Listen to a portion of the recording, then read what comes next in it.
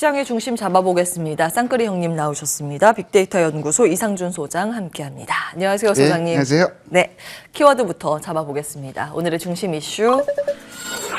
코스피 하단 방어한 외국인으로 잡아주셨습니다. 한 2, 3주 전부터 외국인들의 시각 변화가 있는 것인지 순매수 전환이 포착이 되고 있는데 뭐 연속성은 계속 보기는 해야겠죠. 네. 이 안에서 힌트 얻어보겠습니다. 먼저 미증시 마감 상황부터 정리해 주시죠.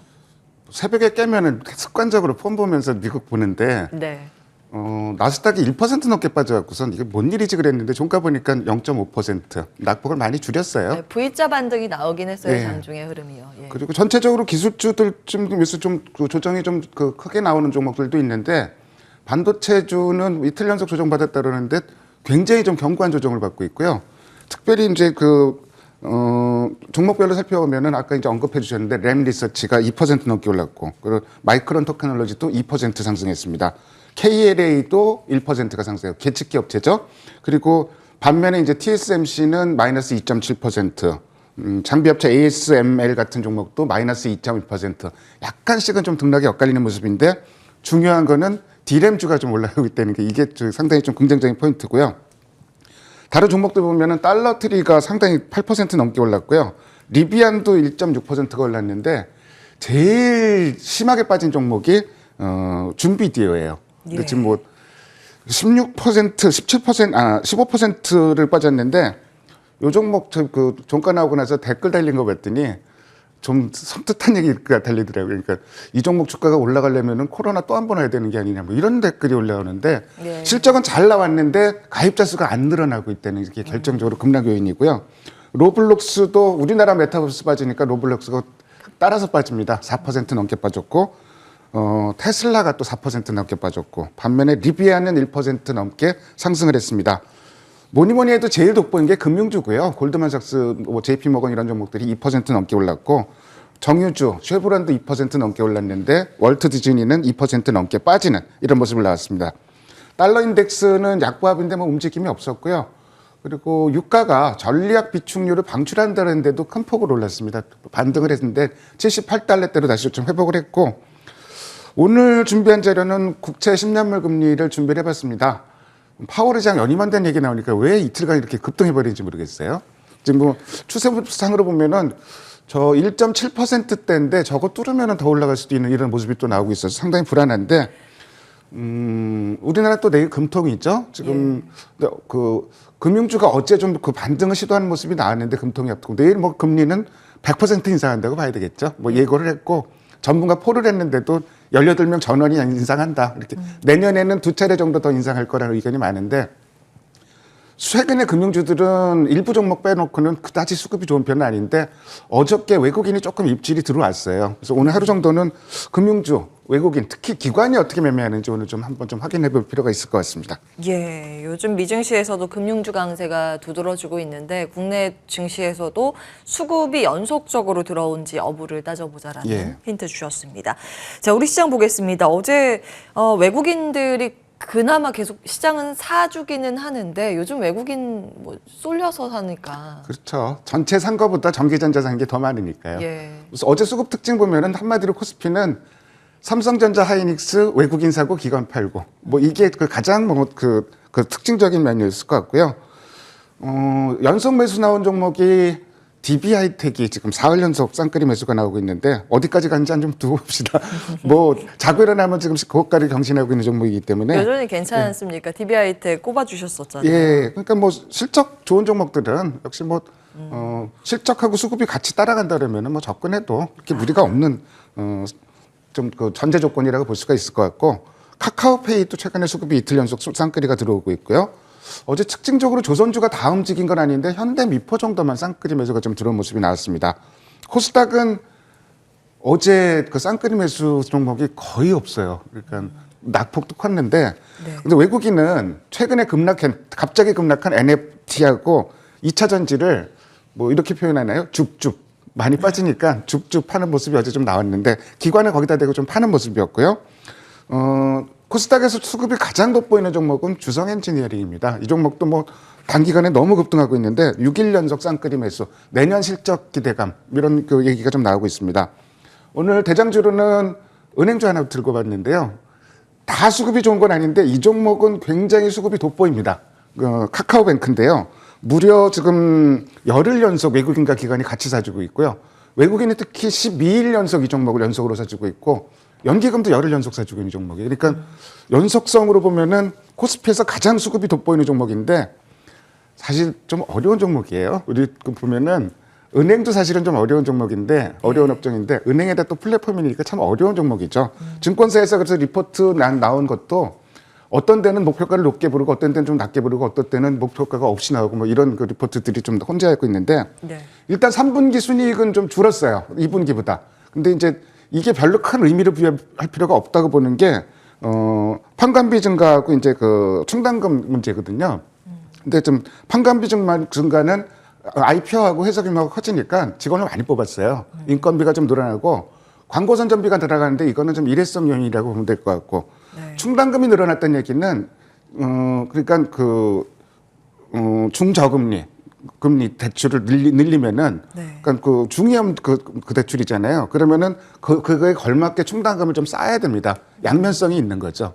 그러니까 무슨 뭐 부실이 발생했다거나 이런 문제가 아니기 때문에 이 부분에 의미를 부여할 필요도 없고 특히 건전성 지표 이런 거는 굉장히 양호하게 나오고 있고 뭐 대출 성장 좋고 3분기에도 플랫폼 영업 좋고 이 회사에 대해서 이제 포인트가 그 순이자 마진이 상당히 좀 좋습니다. 지금 그 회복되는 추세고 은행주가 우리나라 금융주의 문제점이 뭐냐면은 더 이상 좀 크게 성장을 할 수 있을까? 여기에 대한 의구심인데 여기에 대해서 좀 예외가 되는 종목이 몇 안 되는데 카카오뱅크는 플랫폼 기업이기 때문에 그 부분에 가점을 부여하는 리포트가 많습니다. 어쨌든 뭐 조금 더 어려운 종목인데 수급이 너무 좋기 때문에 일단 한번 좀 들고 와봤습니다. 네. 은행, 금융주, 이자, IT, 기술, 플랫폼주이죠. 예, 카카오뱅크. 수급 대장주로 오늘 꼽아주셨습니다. 시장 이야기를 좀 해볼까요? 시장은 어떻게 분석하고 계세요? 우선 네 그럴 줄 알았다 뭐 이런 얘기를 하기도 하는데 코스닥, 메타버스, NFT 그래서 제가 자꾸 ETF 말씀드리고 막 이랬던 것도 뻔히 보이잖아요. 이렇게 막 쏠림 현상 나오고 머니게임 나오면은 조정받을 때 과격한 조정을 받을 수밖에 없어요. 그래서 뭐 종목들 보면은 메타버스 관련주들, NFT 관련주들 최근 4월 동안 움직인 거 보면은 조정받으면 마이너스 10%뭐 기본으로 빠지니까요. 그러니까 좀 과격한 조정이 나오고 그나마 2차 전지는 그렇게 좀 머니게임 성격은 좀 덜 했었거든요. 조정받을 때도 완만히 봤는데 코스닥은 좀 과격한 조정을 받으면서 이번 주 들어서 시장의 무게중심이 코스닥에서 코스피로 좀 옮겨가는 모습입니다. 특히 제가 달러 인덱스가 96달러 돌파하면서 이거 굉장히 찝찝하고 뭐 좀 이렇다는 얘기를 했었는데 근데 외국인이 좀 그 코스피에서 연일 주식을 산단 말이에요.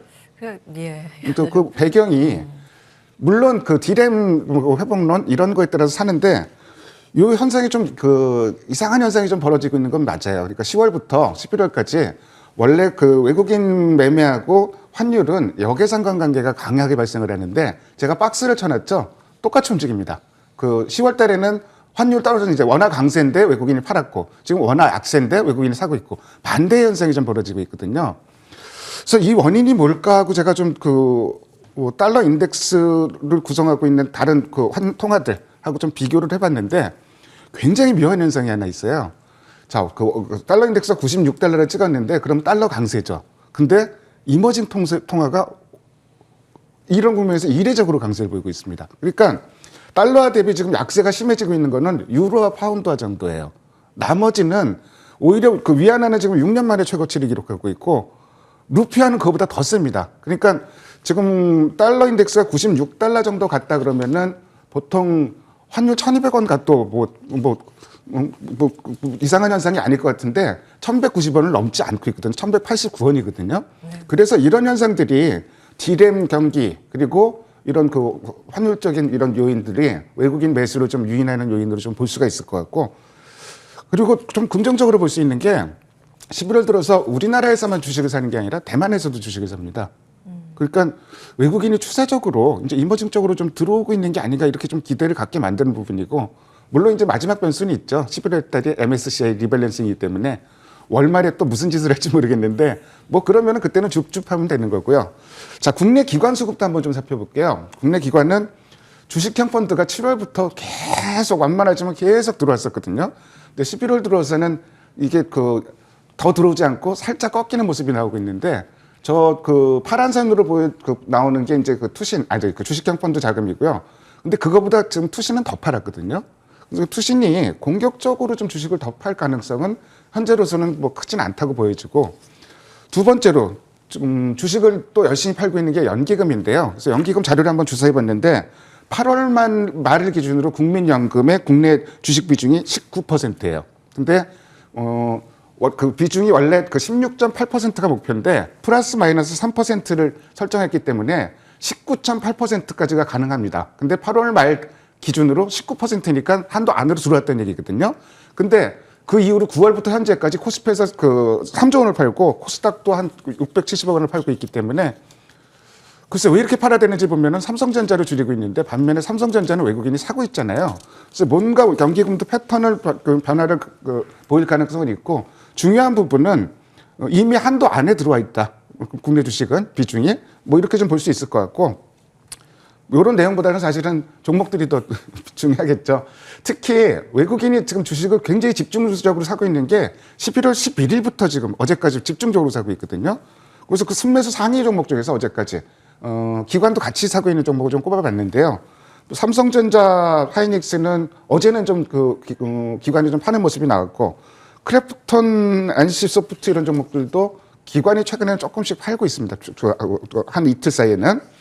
그리고 눈에 들어온 종목은 이제 뭐 카카오뱅크, 오늘 뭐 나온 종목, 이런 맥락에서 카카오뱅크를 좀 제시를 해봤고, 뭐 화려하죠. DB하이텍, LG이노텍 여기 다 들어가 있는데 외국인이 좀 수급을 주도하는 모습이 나오고 있는 건 분명한 것 같고, 제가 이제 어제 종목 보면서 종목 뽑아놓고선 내가 펀드 매니저라면은 요 종목 정도로 좀 장기 포트폴리오를 구성해도 되겠다 싶은 종목들이 대부분 다 들어가 있어요. 그래서 좀 참고해서 중장기 맥락으로 본다면은 이런 종목들 관심을 가지시면 될 것 같고, 그 중에서 이제 한 종목은 오늘 제시한 카카오뱅크를 좀 관심 종목으로 한 종목으로 꼽고 싶습니다. 네. 전반적인 이제 체크 포인트들 받아봤습니다. 뭐 수급 상황을 어떻게 분석을 저희가 다 할 수 있겠습니까? 뭐 외국인들이 요즘 인도도 사고 대만도 사고 우리나라도 사는데 이머징 마켓을 산다고 보기에는 아직 좀 역부족인 부분이 맞습니다. IT 이제 제조업 쪽을 담고 있어서 선별적인 이제 종목 분석이 필요합니다. 그런 관점에서 여러 가지 좀 체크를 해주신 거고요. 예, 기억해 보겠습니다. 빅데이터 연구소 이상준 소장과 함께했습니다. 말씀 고맙습니다. 예, 감사합니다.